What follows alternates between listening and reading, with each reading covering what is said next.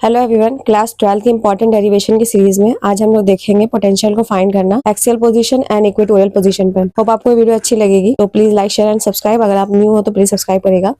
इसमें हमें क्या निकालना है, पोटेंशियल निकालना है। एक्सियल पोजीशन पर सबसे पहले निकालेंगे तो ड्यू टू डाइपोल निकालना है। तो डाइपोल हम लोग सबसे पहले लेट करेंगे, तो डाइपोल क्या हो जाएगा, एक माइनस क्यू एंड एक प्लस क्यू चार्ज। इन दोनों के बीच की डिस्टेंस क्या हो जाएगी, 2l। अब इनके बीच में एक पॉइंट अगर हम लोग ओ ले तो ये क्या हो जाएगी, डिस्टेंस l एंड l। अब एक्सियल पोजीशन पर हमें निकालना है, तो यहाँ से कुछ दूरी पर लेंगे एक पॉइंट v, एक पॉइंट p, जहाँ पे हमें v को फाइंड करना है।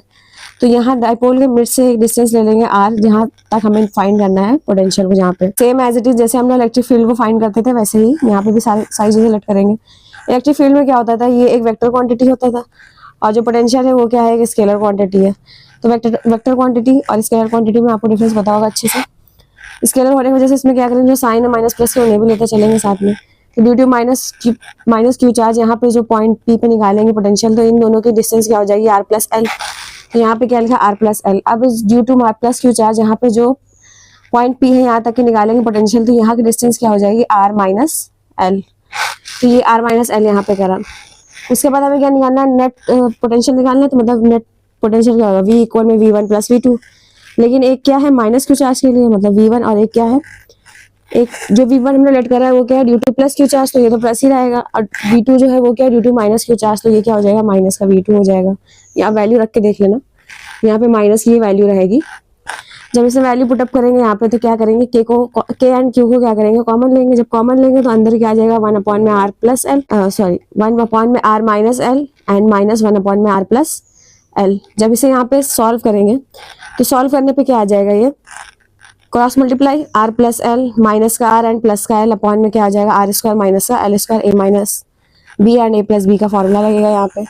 के इंटू में क्यू, आर से आर कैंसिल हो जाएगा, एल इंटू एल क्या, एल प्लस एल क्या हो जाएगा, 2l, अपॉन में आर स्क्वायर बचेगा सिर्फ। क्यों, क्योंकि आर क्या है, बहुत बड़ा है एल से, इसलिए एल को क्या कर देंगे, नेग्लेक्ट करेंगे यहाँ से। अब 2ql ये क्या हो जाएगा, डाइपोल हो जाएगा, जैसे हम लोग पी से लिखते हैं, अपॉन में क्या हो जाएगा, आर स्क्वायर। तो पोटेंशियल की वैल्यू क्या आ जाएगी, 1 अपॉन में 4πε0 पी अपॉन में आर स्क्वायर। और v किसके डायरेक्टली प्रोपोर्शनल हो जाएगा, 1 अपॉन में आर स्क्वायर के। फिर इसके बाद जब हम इसे इक्वेटोरियल पोजीशन पे फाइंड करेंगे, तो इसमें क्या होगा, सेम ऐसे ही करेंगे। क्या करेंगे, एक पॉइंट लेट करेंगे minus Q and plus Q, centre पे एक पॉइंट ओ लेट करेंगे, इससे कुछ डिस्टेंस पे एक पॉइंट पी, और ये वाली डिस्टेंस क्या हो जाएगी, आर। तो एक ट्रायंगल बनना है, जिससे ये वाली डिस्टेंस क्या आ जाएगी, R square plus L square, and जो ये वाली डिस्टेंस आएगी ये भी सेम ऐसे ही आ जाएगी, अंडर रूट में R square plus L square. फिर क्या करेंगे, v1 निकालेंगे due to plus Q charge, तो सेम के अपॉन में के इंटू क्यू अपॉन में आर स्क्वायर, आर क्या है यहाँ पे, अंडर रूट में R square plus L square. v2 निकालेंगे due to minus Q charge, तो ये माइनस का के, क्योंकि माइनस आ जाएगा, क्यू अपॉन में अंडर रूट में R square plus L square. Same अब हमें नेट v निकालना है, v इक्वल में क्या हो जाएगा, v1, सेम ऐसे जैसे यहाँ v1 प्लस v2 लिखा था, लेकिन माइनस क्यू की वजह से v1 माइनस v2 हो गया, वैसे ये भी v1 माइनस v2 हो जाएगा। लेकिन यहाँ पे क्या है, दोनों के मैग्नीट्यूड सेम है, मतलब ये दोनों कट जाएंगे, तो यहाँ वैल्यू क्या बचेगी, 0। मतलब जो मेरा इक्वेटोरियल पोजीशन पे पोटेंशियल फाइंड होगा या पोटेंशियल निकल के आएगा, वो क्या हो जाएगा, 0 हो जाएगा। तो हमें याद रखना है कि जब भी कभी पोटेंशियल फाइंड करते हैं हम लोग इक्वेटोरियल पोजीशन पे, तो वो 0 होते हैं, एंड एक्सियल पोजीशन पर क्या होता है, 1 अपॉन में आर स्क्वायर के डायरेक्टली प्रोपोर्शनल होता है। इससे पहले लेक्चर्स में कैपेसिटेंस भी पढ़ाया था, उसकी भी कई सारी डेरिवेशंस बताई थी। उसमें कुछ बातें बताना भूल गए थे, उसे आज बता दे रहे हैं।